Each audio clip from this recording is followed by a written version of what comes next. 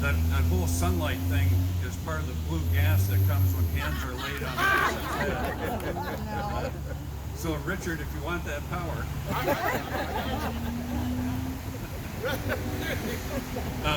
thank you very much. Driving up early this morning, I remembered a story that I want to share with you briefly. After I let you know that I admitted to Steve Flynn at lunch today that my spiritual maturity is not what it should be because I was never a camp counselor. And when I was a little kid, I never went to Bible camp. My family was pretty much unchurched and we didn't do camp. So somehow being able to bring out the sun happens anyway. But I was one week when my home church, by the time I was in high school, I got involved in the church. And our church, which was big, would rent out essentially a whole camp. It was Camp Lake Wapagasset Bible Camp near Amory, Wisconsin. It was back in the American Lutheran Church days. We called it WAPO. And so I went along as, it was for junior high kids, I went along as a high school kid to be one of the junior counselors. And about halfway through the week, where we had a retired missionary, and this fellow was, I think, in his 80s at the time. As a 16-year-old kid, he looked like Methuselah to me. He was quite old, but he had been a missionary for years, and he was the featured speaker for this week of camp for my church. I couldn't sleep early one morning, and I broke the rules and went up to walk the camp. It was about 4 o'clock in the morning. And as I was walking down the camp, I heard somebody speaking. I thought for a moment it might be Jesus. But as I continued walking, I came up to a cabin with an open window, and it looked like a candle was burning inside this window. And as I got closer, I realized that the voice I was hearing was this presenter, C.M. Hansen, who throughout the week would recite to us entire chapters of the Bible by memory as a part of his speaking. And at 4 o'clock in the morning, C.M. Hansen was pacing back and forth in his candlelit room so his shadow would go across the window, back and forth, reciting a chapter of Scripture by memory.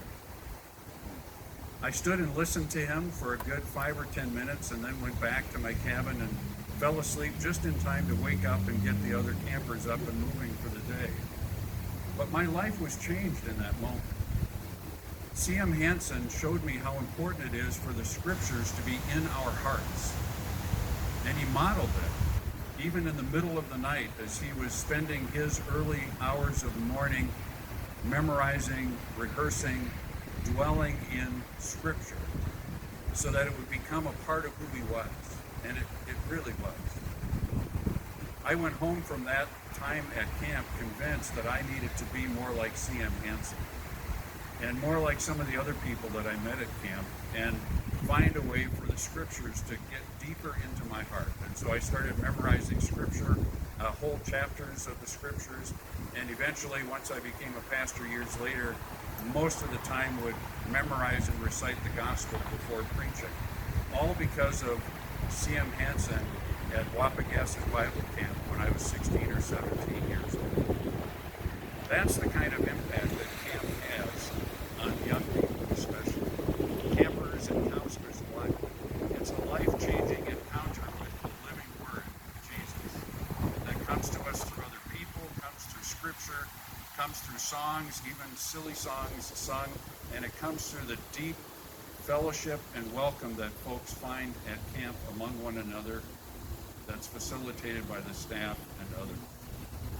So I want to say thank you to all who support outdoor ministries and especially our 3 camps that are part of our territory.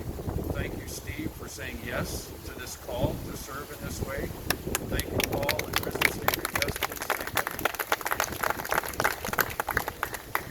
When Steve said he wanted to apply for this position, I remember thinking, I can't think of a better person to be doing this. He is uniquely gifted, so thank you for doing this, Steve. Thank you, Paul and Risen Savior, for your amazing support for Lutheran Outdoor Ministries of Indiana, Kentucky. and thank all of you for your support, financial and other ways, the many ways in which really every gift that you give, every time you go out and do a work day at the camp, anytime you do anything to encourage somebody to go to camp, you're changing a life, at least one life. One of whom might be playing his ukulele in front of people as bishop someday. You just never know. So thank you for your support, and I'll echo what Rod said. Please, in terms of life with the camps as well as any other ways, please live generously for the sake of the people whose lives are changed by our campus. Thank you.